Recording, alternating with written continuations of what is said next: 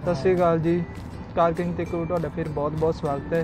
हुण आपां Alto K10 की डीकार्बनाइजिंग कर रहे हैं। ये गड्डी तकरीबन 1 लाख किलोमीटर चली हुई है ਅਤੇ इस दी डीकार्बनाइजिंग तो बाद आपां टैस्ट ड्राइव ते जावांगे ਅਤੇ अपने कस्टमर का रिव्यू लवांगे कि गड्डी नूं की फर्क पिया।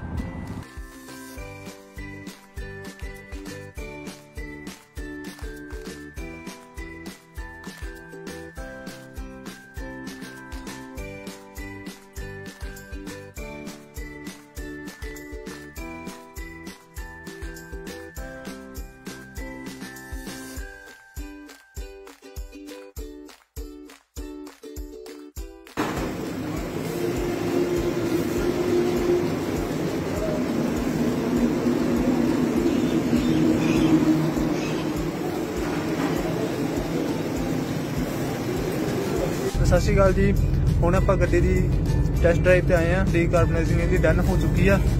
बाई जी ट्राई लै रहे हैं, इन्हां नूं पुछदे गड्डी नूं की फर्क पिया।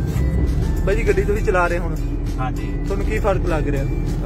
एक तो जो गड्डी पहला सी सर्विस होम तो ठीक है जी, ये जो स्टार्टअप लेंदी सी काफी लोड लेंदी सी, ठीक है जी, काफी वाइब्रेशन भी होंदी सी। एक तो सॉर्ट आउट हो गया, ठीक है जी। एक कार जिवें स्मूथ हो गया, जिवें पहला नालों स्मूथ हो गया, ठीक है, मतलब वधिया चल रही है। ड्राइव करने का पहले नालों ज्यादा मजा आ रहा है। एक्सपीरियंस किवें रहा ड्राइविंग का? हाँ, ड्राइविंग मच बेटर है पहले। ठीक है, थैंक यू जी। हाँ जी।